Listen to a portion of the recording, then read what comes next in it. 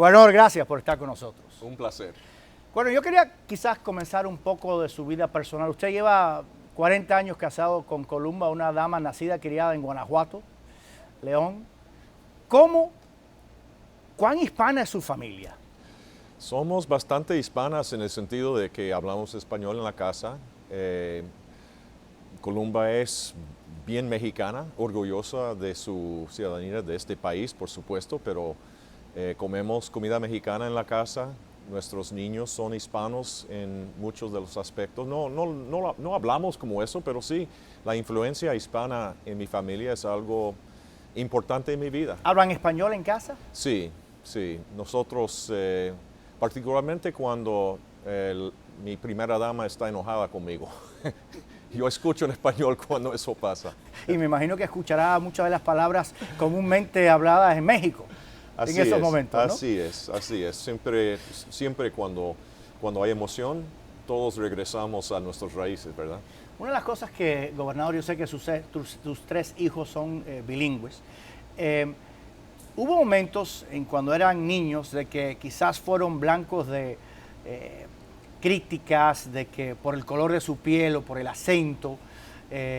Como padre, ¿usted cómo le hablaba a sus hijos cuando ellos venían a casa y le decían que alguien se había reído de ellos por su color de piel o su acento? Era importante. Yo recuerdo una vez que mi hijo fue a Ocala para jugar un juego de béisbol y eran de Miami el equipo y la mayoría eran hispanos. Mi hijo George pues tiene un piel moreno, ¿no? Y hablaron barbaridades de los de Miami. Y a un lado, por supuesto, tenía que describir o explicar de que gente que odian, pues no son la mayoría. Hay que aceptarlo, pero ir adelante, ¿no? Porque estaba bastante enojado, porque él y sus amigos nunca, como sabe, en Miami no tenemos ese problema, pero en otras partes del país sí. Y es una buena lección para siempre recordar que todavía no hemos tenido un país de justicia completa. Se puede ver en las comunidades afroamericanas también que hay discriminación todavía. Y en mi vida es importante reconocerlo. Y actuar sobre eso. Y actuar porque, bueno, cuando fui gobernador, de gobernar así, trayendo a todos que querían ir conmigo, en términos de designación de jueces, de personas en posiciones de importancia en mi administración. Yo tuve más diversidad que cualquier otro gobernador. Y siempre ser consciente de la diversidad del estado de Florida, igual que el país, es una virtud, es algo positivo. No debemos dividirnos, pero sí debemos respetar y abrazar la diversidad para llegar a tener mejor resultado. ¿Cómo su visión de la vida cambió después de conocer a su esposa? No, yo fui un niño, como dicen en México, un niño popis. No muy organizado, pero cuando vi a Columba fue un relámpago. En realidad, desde ese momento quería trabajar, quería terminar mis estudios, quería conquistar a ella. Yo salí de la Universidad de Texas en un poco más de 2 años, porque no quería quedarme ahí de fiesta. Quería casarme con Columba y lo hice. Y empecé mi vida temprano. Nosotros nos casamos cuando yo tuve 21 años y ella 20 y empecé a trabajar. Toda mi vida fue organizada por ese encuentro en León. Vamos a hablar de inmigración, gobernador. Tanto republicano como demócrata dice que el sistema migratorio está roto. Muy pocos están dispuestos a actuar. Usted se compromete frente a la población hispana de que si usted gana la elección, usted tendría como prioridad una reforma migratoria en este país. Así es. ¿Se compromete? Hago ese compromiso y sé que podemos hacerlo. Este presidente se comprometió también en 2008 y no hizo nada porque y tenía 60 votos en el Senado, tenía la mayoría de los demócratas y no lo hizo. Le gusta esto como un tema política.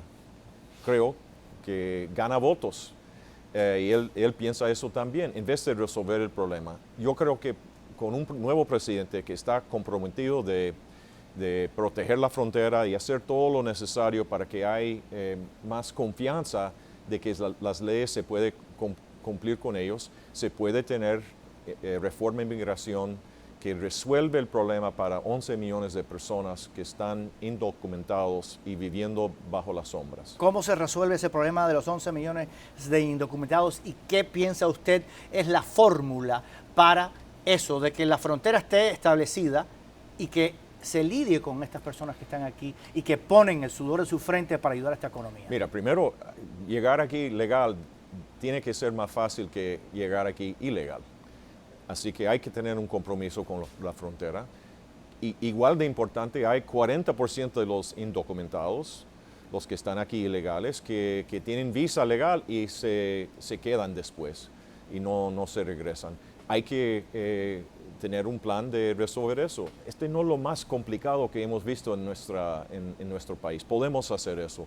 Pero para los 11 millones de personas, yo creo que salen de las sombras, reciben un permiso de trabajar, no pagan impuestos, por supuesto, una multa pequeña, aprenden inglés, no reciben beneficios del gobierno federal, pero salen de las sombras y reciben un estatus legal después de una temporada. Yo creo que ahí es el lugar donde se puede conseguir el consenso para cómo resolver este problema. En su libro usted dijo que ese grupo nunca debería tener acceso a la ciudadanía. ¿Es eso una cosa viable? En otras palabras, crear ciudadanos de segunda categoría que pudieran estar legales, pero nunca pudieran tener acceso de ninguna forma a una residencia y ciudadanía. Se puede tener acceso si reciben estatus legal en una manera u otra, pero lo que no creo que deben hacer es cortar en frente de la fila, ¿verdad? Si eso es la parte más difícil de todo esto, pero hay que recordar una cosa. Más de la mitad de las personas que recibieron amnistía, porque eso sí en 87 fue amnistía, más de la mitad ni trataron de llegar a ser ciudadanos. La gran mayoría de estas personas quieren trabajar, quieren vivir fuera de las sombras, quieren recibir el respeto de este país. Y si eso llega a ese lugar como el compromiso para cumplir con el resto de un plan de inmigración, yo estoy totalmente a favor de eso. Gobernador, recientemente el candidato Trump, hablando de los que cruzan sin papeles la frontera, se refirió a ellos, principalmente de México, como violadores, asesinos, narcotraficantes. ¿Cómo se sintió usted cuando escuchó esas palabras? Herido de escuchar a una persona hablando tan vulgar. Esto lo hace más difícil de resolver este problema cuando hay políticos que hablan así. No hay progreso, no hay beneficio de tratar de ¿cómo se dice? Si hay personas frustradas con la falta de poder de cumplir con la ley, no es la manera de resolverlo, es decir, aquí es el plan de hacerlo, de resolverlo, no es de decir, yo estoy a tu lado y más nada, y eso es lo que hace Trump. Además de eso, se ofende millones de personas que están aquí legal. No tiene sentido. En términos políticos es malo y en términos de crear un ambiente donde se puede resolver el problema es peor. Sin embargo, ese candidato, después de decir tantas cosas así, está en primer lugar, le está ganando usted no solamente en algunos estados, sino a nivel nacional en las últimas encuestas. Sí, a largo plazo no creo que va a ser así, ¿Por pero qué? sí, porque yo creo que hay que, como candidato, los candidatos presidenciales tienen que ofrecer un plan, no solamente de hablar de emoción. Así que no soy tan preocupado por eso. ¿Cómo se está preparando para un debate con un grupo grande de candidatos, incluyendo a este señor que no tiene barreras? Yo lo veo como oportunidad de hablar de lo que hice como gobernador para 8 años, donde cortamos impuestos, donde creamos un ambiente donde Florida fue el líder de crecimiento económico. Yo puedo hablar de la reforma de educación, donde los hispanos y otros recibieron una alza de entendimiento que cualquier otro estado no podía lograr. Yo lo veo no como contra mis contrincantes, yo lo veo como oportunidad de hablar de mí. Cuando hablan estos candidatos, por ejemplo, de que los mexicanos que cruzan la frontera son violadores, etcétera, ¿usted cree que esto está de alguna forma afectando la imagen del Partido Republicano, el mensaje que usted quiere dar cuando eso es lo que acapara los titulares de prensa? Claro, se lo hace más difícil tener un mensaje más optimista, pero eso es mi obligación.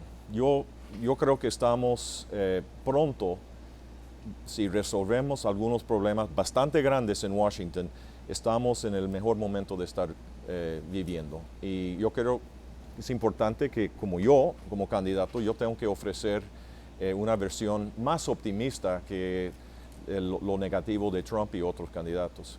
Gobernador, su hermano obtuvo el 44% del voto hispano en una elección. Después el republicano que después vino sacó solo el 29%. Está decayendo el apoyo hispano a los republicanos. ¿Cómo lo puede lograr usted? En mi reelección en 2002 yo gané más votos hispanos que votos anglos, 60% en este estado. Se puede lograr. Gané la mayoría de los votos hispanos demócratas. Se puede hacerlo basado en un mensaje más positivo, donde respeta a las personas. Esto se puede cambiar. Gobernador, ¿en qué difiere usted con el presidente Obama en cuanto, por ejemplo, a la política con Cuba, el restablecimiento de relaciones diplomáticas? El presidente ha pedido el fin del embargo económico contra el régimen de los hermanos Castro. ¿En qué difiere usted? Yo estoy totalmente en contra de su política de darle reconocimiento a los hermanos Castro sin nada. Este domingo había más personas yendo a la cárcel por discrepar del régimen. Ellos no han hecho nada para recibir el establecimiento de reconocimiento diplomático.